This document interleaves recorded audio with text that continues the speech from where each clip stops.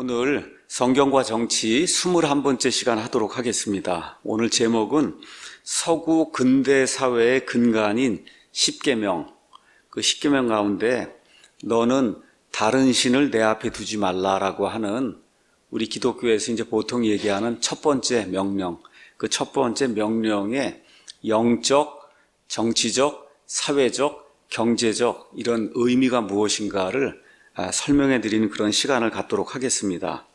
여기 출애굽기 20장 3절부터 이제 6절까지 가서 보면 너는 내 앞에 다른 신들을 두지 말라. 이제 첫 번째 명령을 두시고 그다음에 하나님께서 이제 4절, 5절, 그다음에 6절에는 형상들을 만들어서 그래서 그것을 하나님으로 여기고 거기에다 경배하고 분향하고 거기 섬기지 말라고 하는 이 두 번째 명령을 주셨습니다. 자, 그래서 이 내 앞에 다른 신들을 두지 말라고 하는 하나님의 이 말씀이 무엇을 뜻하는지 오늘 잠깐 생각해 보는 그런 시간을 갖도록 하겠습니다. 이제 엄마 아빠가 이제 결혼을 해갖고 아이들을 이제 몇 명을 낳습니다. 요새 우리나라는 그냥 한 명 낳기도 지금 어려운데 미국에 가시면은 보통 보수적인 침례교인들은 한 10명을 낳아요, 지금도. 10명, 아이들이 10명 됩니다. 많은 경우에. 자, 이렇게 이제 되면은 부모들이 항상 아이들에게 이야기하는 게 있어요. 영어로 얘기하면 이런 물건을 쉐어를 해라. 장난감도 있고, 뭐 자전거도 있고, 10명이 다 같이 타려고 그러면 이게 어려움이 생기니까, 형한테, 동생한테 좀 이렇게 양보도 하고 같이 이렇게 나눠 타야 되지 않냐 그러고, 뭐 빵도 이렇게 사갖고 오면 다 나눠 먹으라 그러고, 그렇죠? 이렇게 해서 쉐어를 해야 된다. 그런 말을 이제 많이 합니다. 자, 나누는 것이 사실 어려서부터 배워야 될 그런 덕목이에요.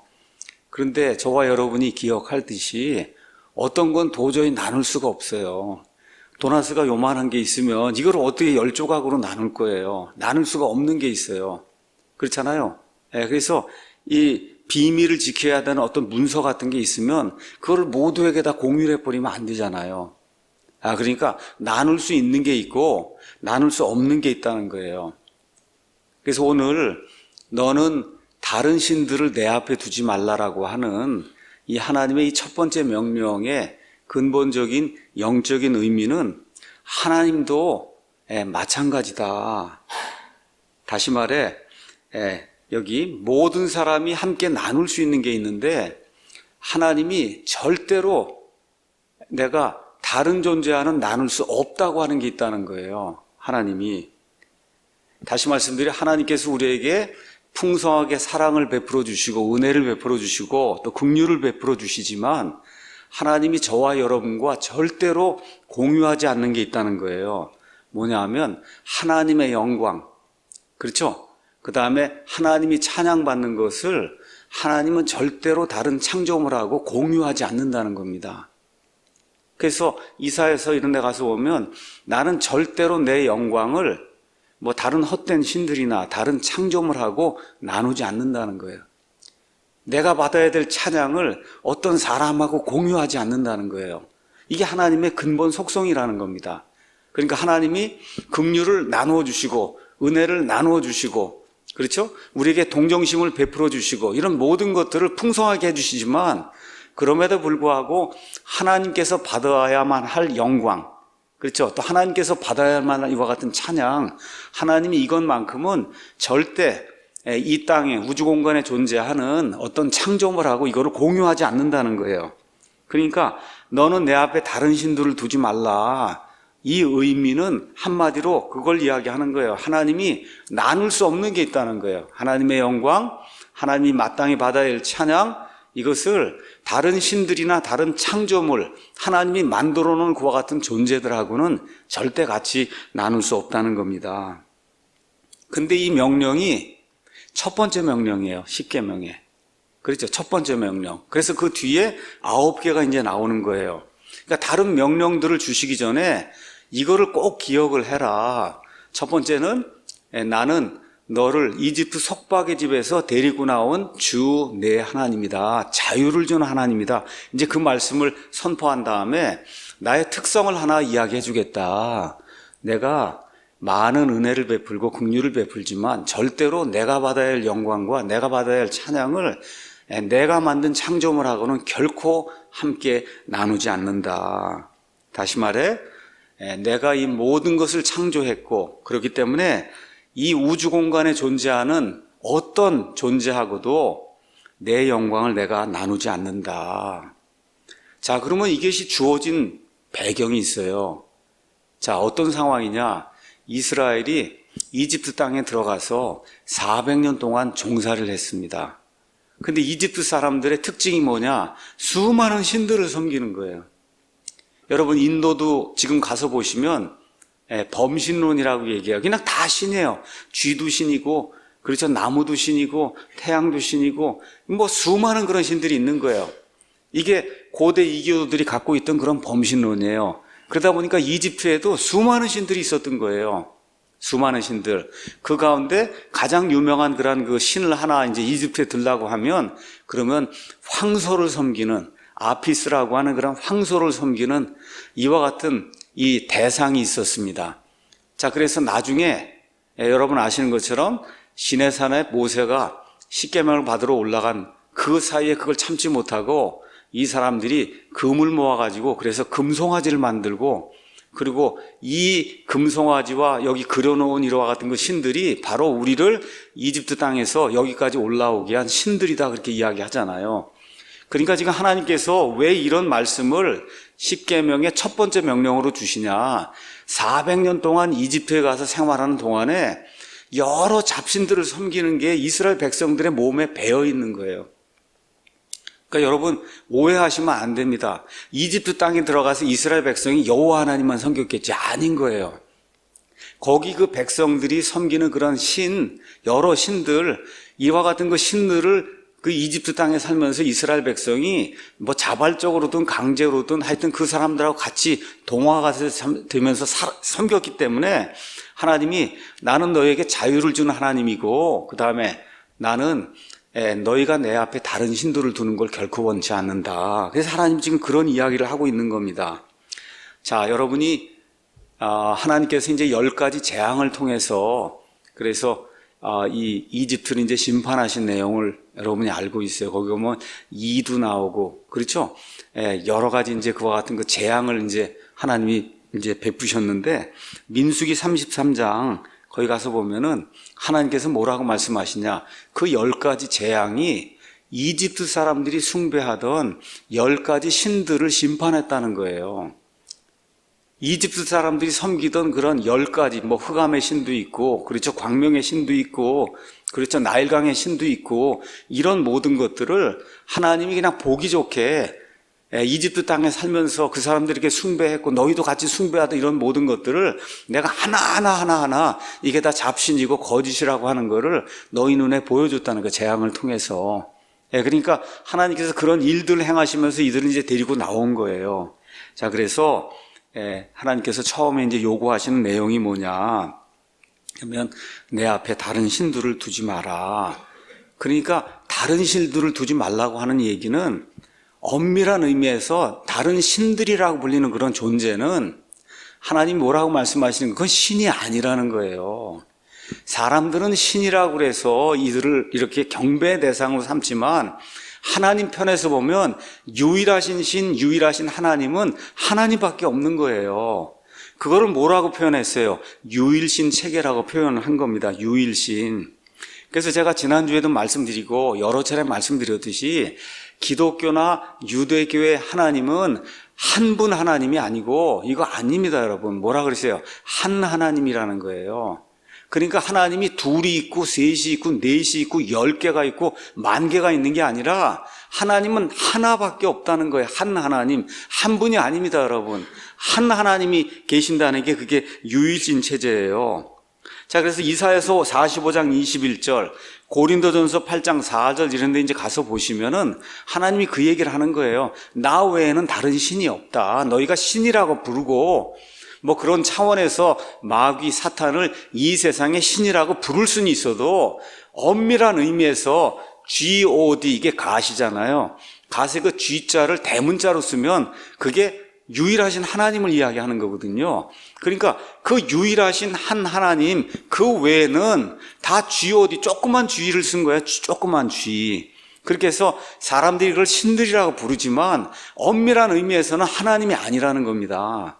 그래서 하나님이 이스라엘 백성을 이집트에서 데리고 올라오셔서 그들에게 이제 첫 번째 명령으로 주신 게 뭐냐? 나머지 이 세상에 존재하는 거, 이집트에서 존재하고 너희가 숭배하고 그런 모든 것들이 사실은 신이 아니다. 그래서 그런 조그만 그 G자로 쓰여 있는 이와 같은 것들, 이런 것들을 내 앞에 세우지 말라는 거예요. 두지 말라는 거예요. 예. 자, 그래서 사람들이 신들이라고 불리는 존재가 뭐냐?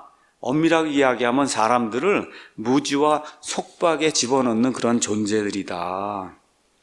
내 앞에라고 하는 건 그냥 있는 그대로 번역을 하면 내 얼굴 앞에 하나님이 계신데, 하나님, 그렇잖아요. 하나님은 사실은 뭐 물리적인 얼굴을 갖고 계신 분은 아니지만 어쨌든 인격체로 생각을 하면, 그러면 하나님이 이렇게 서 계시면 여기 얼굴이 있잖아요. 그렇죠? 이렇게 됐을 때 그 앞에다가 나무, 돌, 뭐 이걸 만든 그러한 그 우상들 누가 가져다 놓고, 그러고선 두 하나님, 세 하나님, 네 하나님 이런 신들을 섬기지 말라는 거예요. 그래서 우상을 세우려고 이렇게 세워놓으면 그것이 곧 뭐냐? 하나님의 얼굴 앞에 이런 막대기들, 우상들, 거짓 신들을 세워놓는 거다. 자, 그럼 이거를 또 다른 의미로 이야기하면 뭘 얘기하는 거냐 하면, 하나님은 우리의 전부를 원한다는 거예요. 그러니까 90%는 여기 하나님께 드리고 10%는 이렇게 나눠갖고 또 조그만 신들에게 갖다 바치고, 그게 안 된다는 거예요.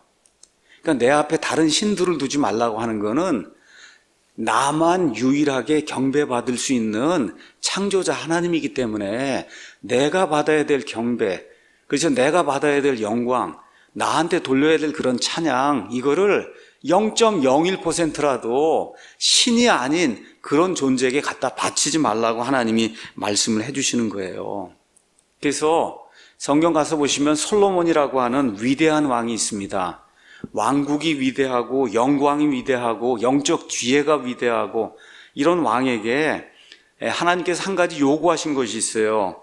그 내용이 열왕기상 9장 4절에서 이제 7절에 나옵니다.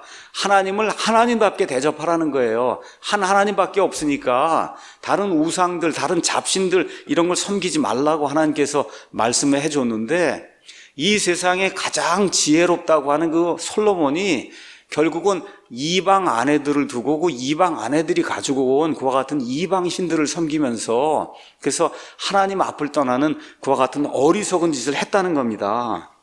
근데 문제가 뭐냐? 솔로몬이 어느 날 갑자기 그렇게 된 게 아니라는 거예요. 파라오의 딸을 취하면서부터 야금야금 이게 진행이 되다가 결국은 맨 끝에 가서 암몬 족속의 여신, 그렇죠, 모압 족속의 신, 주변에 있는 그 잡다한 그런 그 신들을 하나님이 계신 그 성전 앞에 거기에다가 이 멸망의 산 같은 걸 만들어 놓고는 그 앞에 즐비하게 늘어놓는 이와 같은 악을 범했다는 겁니다. 그러니까 전적으로 하나님께 드려야 될 그와 같은 경배를 야금야금 조금씩 이렇게 이제 하면서, 그래가 결국은 하나님을 멸시하는 그와 같은 일을 했다는 거예요. 자, 그래서 이제 이 첫 번째 명령을 우리가 생각하면서 우리가 두 가지를 테스트해야 된다. 두 가지. 하나는 우리는 진정 어떤 것을 사랑하는가? 아니면 누구를 사랑하는가? 아니면 사랑한다는 것보다 무엇을 탐하는가? 그렇죠? 무엇을 탐하는가? 아니면 어떤 소식이나 뭐 어떤 걸 내가 가지면은 내가 흥분하는가? 사람마다 달라요. 어떤 사람은 돈이 됩니다. 그게. 어떤 사람은 명예가 돼요. 어떤 사람은 그게 지혜가 될 수 있어요. 그렇죠? 어떤 뭐 학위가 될 수도 있고, 그렇죠? 지유가 될 수도 있고. 자, 그래서 우리가 그런 것들을 하나님 이상으로 이렇게 탐하는가, 우리 자신을 돌이켜 봐야 된다는 거예요. 두 번째는 테스트가 뭐냐? 우리는 누구를 아니면 무엇을 전적으로 신뢰하는가?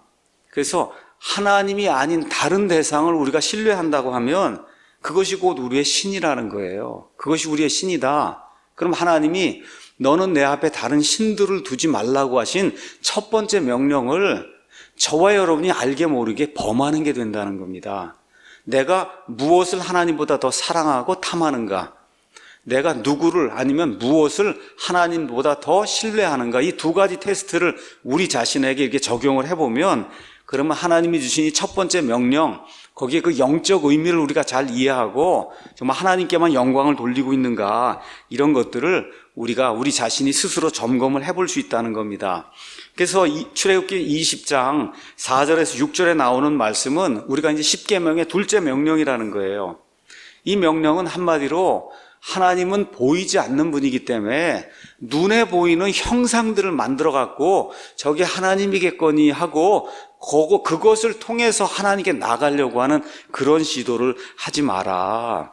마리아라든지 부처라든지 심지어 교회 목사라든지, 아시겠죠? 교황이라든지 이게 무슨 뭐 그리스도의 대리자라든지 뭐 이런 방식으로 해서 그거를 통해서 하나님께 나아가려고 하는 그런 시도, 이런 걸 하면 안 된다는 거예요. 왜 그러냐? 사람들의 마음 속에는 무언가를 보려고 하는 욕구가 있는 거예요. 무엇을 보면은 내가 되지 않겠는가? 하나님을 무언가를 통해서 형상을 이렇게 보면 저게 하나님이겠거니 하는 그런 생각이 든다는 거예요. 근데 성경의 하나님은 믿음을 요구하세요. 믿음. 그 믿음은 보는 게 아니고 듣는 것을 통해 오는 거예요. 그 믿음은 보는 걸 통해 오지 않고 듣는 것을 통해 온다. 그래서 믿음은 뭐냐 하면 통찰력을 이야기하는 거예요. 통찰력은 영어로 insight, 그래서 I-N-S-I-G-H-T. 그럼 이거의 반대는 뭐냐? in을 빼면 sight예요. S-I-G-H-T. 여러분, see라고 하는 그런 동사가 있잖아. 본다는 동사를 명사화하면 sight가 되는 거예요. S-I-G-H-T. 보지 않는 게 그게 통찰력이에요. 그러니까 하나님은 통찰력을 통해서, 보지 않는 이 하나님을 통찰력을 통해서 이 귀로 어떤 말씀을 읽고 듣고 이걸 통해서 하나님께 나가려고 노력을 해야지, 하나님 좀 보여주십시오. 이 보는 것을 통해서 나아가는 것은 이미 믿음이 아니라는 겁니다. 여러분 꼭 기억하셔야 돼요. 믿음이 어리거나 약하거나 아니면 믿음 생활을 처음 하려고 할 때 하나님 뭘 좀 보여주시면 좋겠습니다. 많은 사람들이 뭘 봤다 그러고 뭐 이게 다 틀렸다고 이야기를 하지는 않습니다.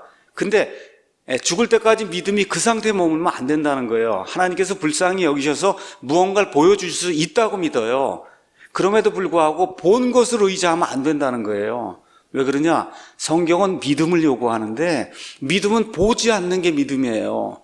보지 않고 믿는 게 믿음입니다. 그래서 하나님께서 처음부터 끝까지 사람을 믿음을 통해서 구원하시기 때문에, 그래서 무언가 형상을 만들어 갖고 이게 하나님이다라고 생각하고 이걸 통해서 하나님에게 나오려고 하는 그 시도 자체가 하나님이 원하시는 그런 계획이 아니라는 거예요. 그래서 절대로 교회 아니든 뭐든 형상을 만들어서 저걸 보면 하나님이 이렇게 생각이 나도록 만드는 이와 같은 일을 하면 안 된다는 거예요.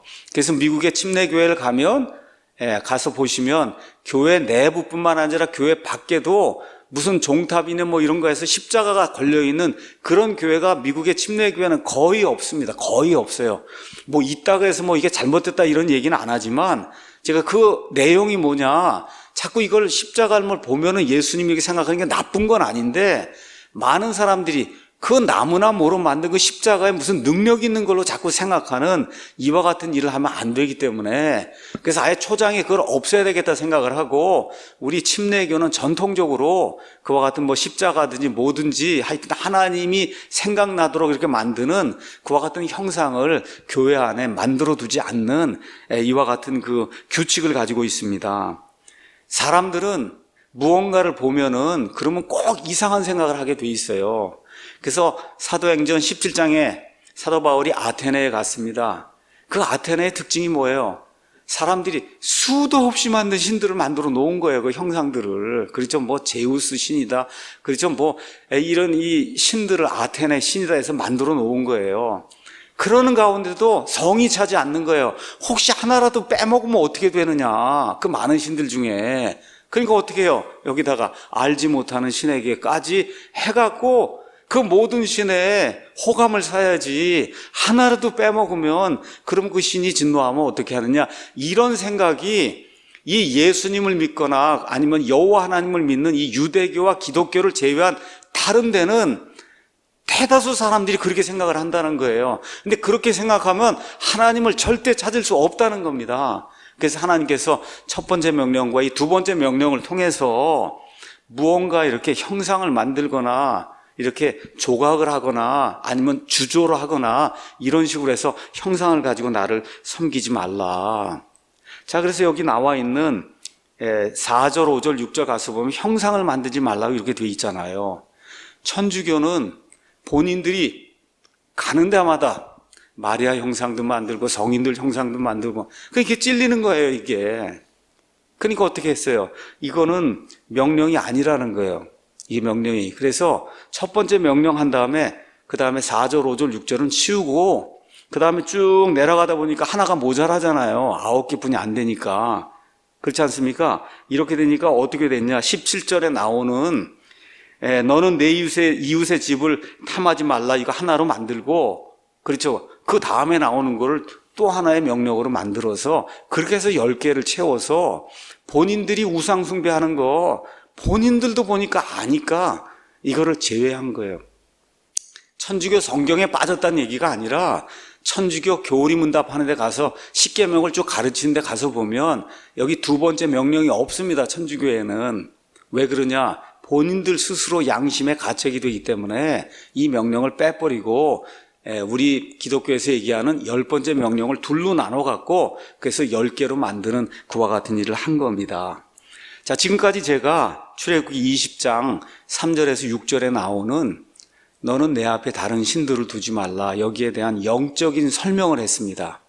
자, 지금부터는 데니스 프레거가 운영하는 프레거 대학 프레거 유니버시티 여기에 이분이 너는 내 앞에 다른 신들을 두지 말라 이것이 사회, 경제, 정치적으로 어떠한 의미를 갖는가 이거 설명한 것을 제가 여러분들에게 이렇게 번역을 해서 알려드리도록 하겠습니다. 그래서 남윤수 자매님 그 다음에 이정원 자매님 두 분이 5개 이렇게 나눠서 이렇게 번역을 해주셨고 제가 이거를 여러분에게 이제 오늘 소개를 합니다.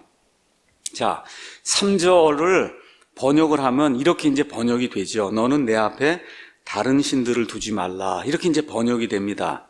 그러고 나서 곧바로 두 번째 명령이 나오죠. 우상을 만들어서 우상을 숭배하지 말라. 자, 데니스 프레거가 이제 이야기하는 거예요. 많은 사람들이 잘 알고 있다시피 대부분의 사람들은 이 첫 번째 명령 이거를 생각하면서 이 명령은 우상 숭배를 금하는 거다. 또 고대 이교도 신들을 숭배하는 것. 고대 사람들은 비를 내려주는 신이 있다고 생각했어요. 아기를 많이 낳게 해주는 그런 신이 있다고 생각했어요. 그렇죠? 그렇게 하면서 이 세상 우주 공간에 차 있는 모든 것, 자연 세계에 있는 뭐 나무든 뭐든 이게 다 신이라고 생각했어요. 이러다 보니까 로마에 뭐 주피터도 있고 그리스의 제우스도 있고 이런 최고의 신들, 성경은 이런 신들 숭배하는 것을 금하라고 이런 말씀을 주셨나 보다. 이렇게 생각하는 사람이 많이 있다는 거예요. 그런데 단순하게 이렇게만 생각을 하면 그러면 문제가 있다는 겁니다. 왜 그러냐? 요즘 여러분 이렇게 한번 가서 보시면 우리나라 같은 경우 뭐 이렇게 불교가 있고 이렇게 이제 하다 보니까 돌덩어리로 뭐 부처를 만들어 놓고 그 앞에서 이제 경배하고 이런 게 있지만 미국 사람들 사회에 가서 부처를 이렇게 만들어 거기 경배 이런 건 없잖아요. 그렇죠? 그러니까 지금 이 시대에는 돌덩어리를 뭘 만들어 놓고 거기 가서 이렇게 절하는 사람이 거의 없단 말이에요. 맞습니까? 거의 없어요. 이런 뭐 불교라든지 아니면 마리아 이거 해서 그 깎아놓고 하는 거 이런 거 외에는 거의 없어요. 또 그렇게 하다 보니까 많은 사람들이 이 첫 번째 명령은 현 시대를 살아가는 21세기를 살아가는 사람들하고는 전혀 상관없는 명령이구나. 뭐 돌덩어리 나무덩어리 깎아서 직접 거기다 절하는 사람이 몇 명이나 되냐. 특히 미국 사회 이런 서구 사회에는 이렇게 생각하는 사람이 많다는 거예요. 그러나 아이러니하게도 이 명령은 고대 이 유대인 사회에 필요했던 그런 명령일 뿐만 아니라 21세기를 살아가는 그런 모든 사람들에게도 유효한 그와 같은 명령이다. 또한 특별히 이 명령은 그 밑에 나오는 나머지 9가지 명령, 그 모든 명령의 근원이 된다는 거예요. 자, 그럼 왜 이 명령이 지금 이 시간에도 유효하냐? 그 이유는 아주 간단하다는 거예요. 고대에는 돌로 무언가를 깎아 만들고 나무로 깎아 만들 이와 같은 거짓 신들이 고대엔 많이 있었지만 지금 이 시간에 돌덩어리 만든 신은 없어요. 그렇게 많지 않아요. 나무 조각으로 만든 신은 그렇게 많지 않아요. 그럼에도 불구하고 이 세상에 많은 사람들이 숭배하고 추구하는 거짓 신들이 옛날이나 지금이나 똑같이 많기 때문에 이 십계명에 나오는 첫 번째 명령, 너는 내 앞에 다른 신들을 두지 말라고 하는 이와 같은 명령이 지금 이 시간에도 여전히 유효하다. 자, 그럼 왜 이 명령이 다른 모든 명령의 근간이 되느냐? 여기 데니스 프레거가 유일신 사상이 무엇을 의미하는가? 이거를 이렇게 설명을 하는 거예요. 성경에 나오는 유일신 사상, 우리 기독교의 하나님, 유대교의 하나님, 이 사상의 핵심은 아까 제가 말씀드린 대로 한 하나님만 계신다는 겁니다. 여럿이 있질 않아요.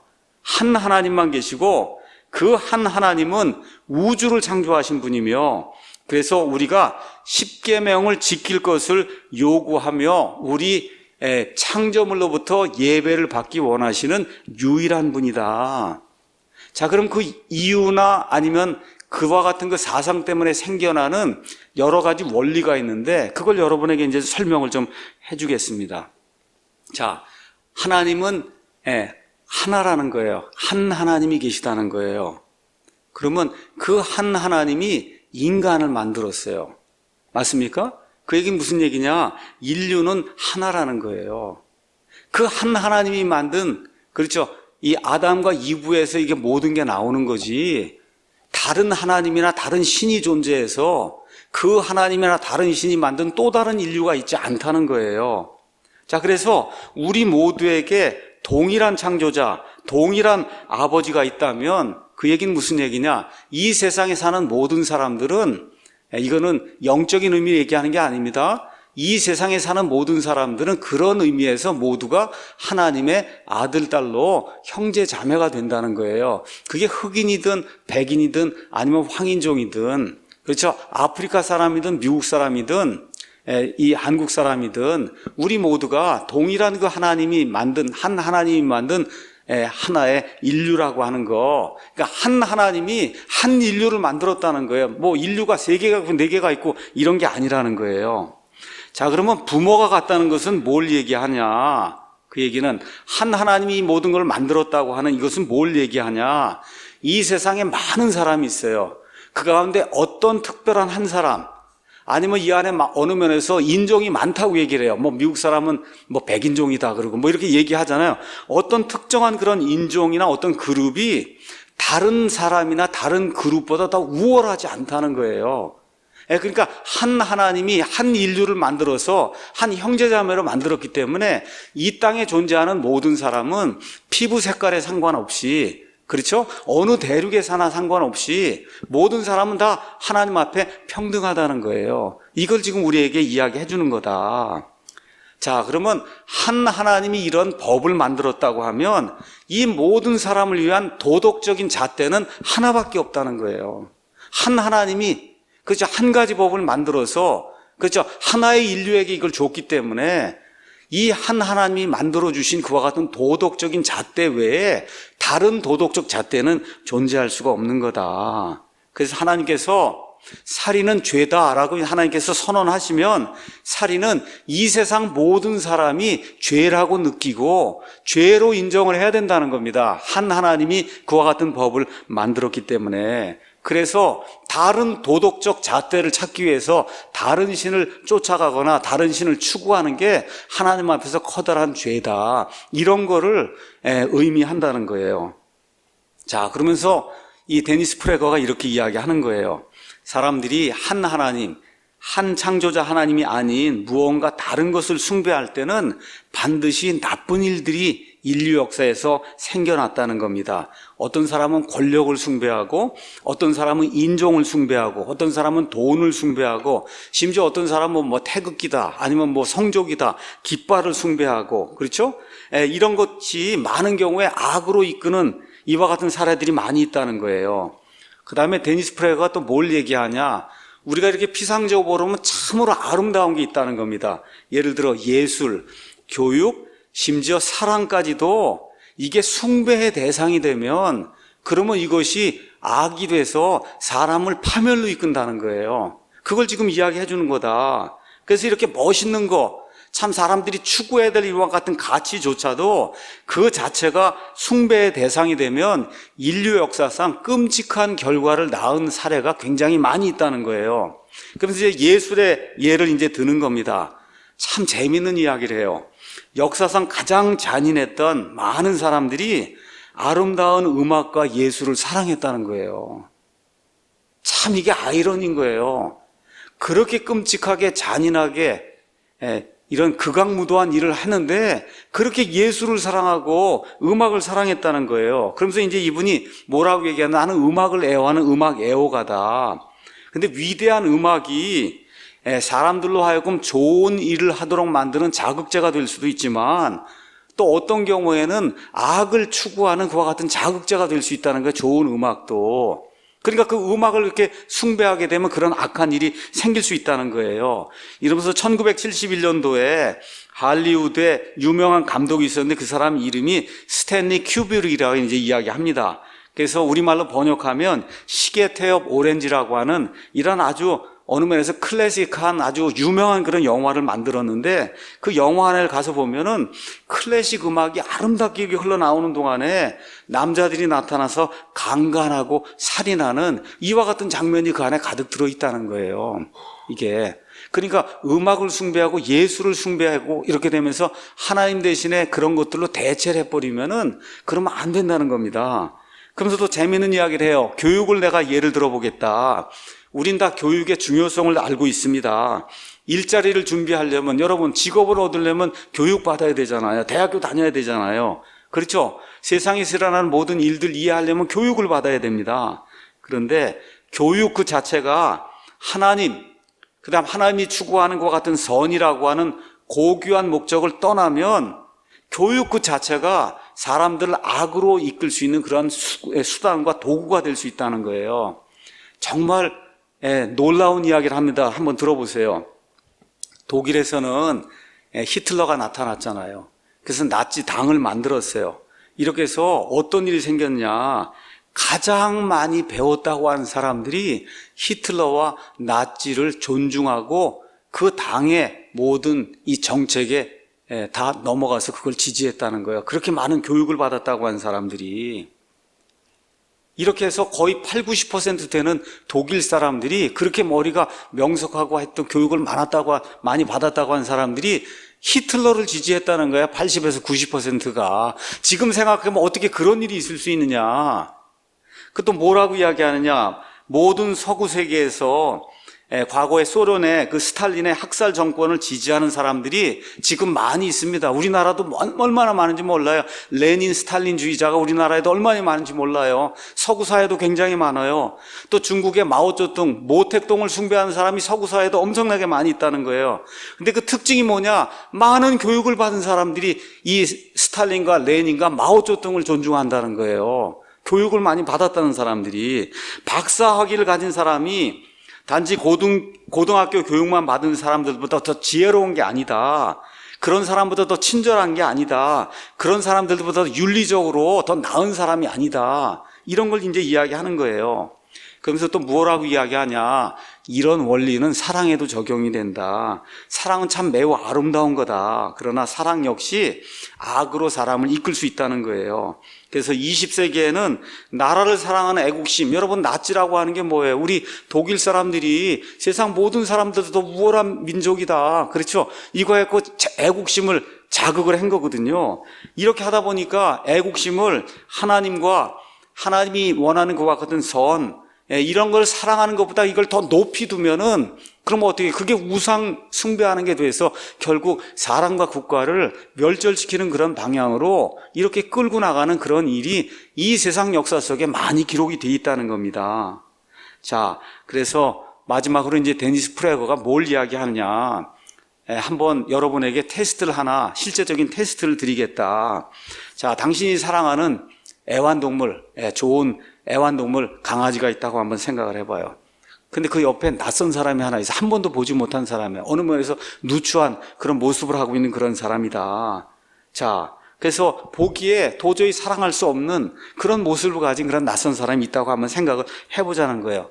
근데 이 애완동물 개하고 그 낯선 사람이 지금 저기 강물이 불어나서 그래갖고 지금 둘이 빠져갖고 지금 익사할 그런 상태에 놓여 있다는 거예요. 자, 이렇게 될 때 누구를 구출해 줘야 돼? 하나밖에 구출을 못 한단 말이야. 누구를 구출해야 되겠냐? 사랑하는 애완견을 구출해야 되겠냐? 한 번도 보지 못한 저 낯선 저 사람을 구출해야 되겠느냐? 뭐라고 얘기해요?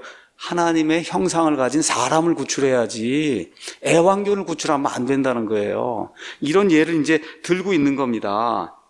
그래서 이 첫 번째 명령, 너는 내 앞에 다른 신들을 두지 말라라고 하는 이 성경에 나오는 십계명에 나오는 이 첫 번째 명령은 말 그대로 역사 속에서 윤리적인 혁명을 가져왔다는 겁니다. 윤리적인 혁명. 그 윤리적인 혁명이 뭐냐?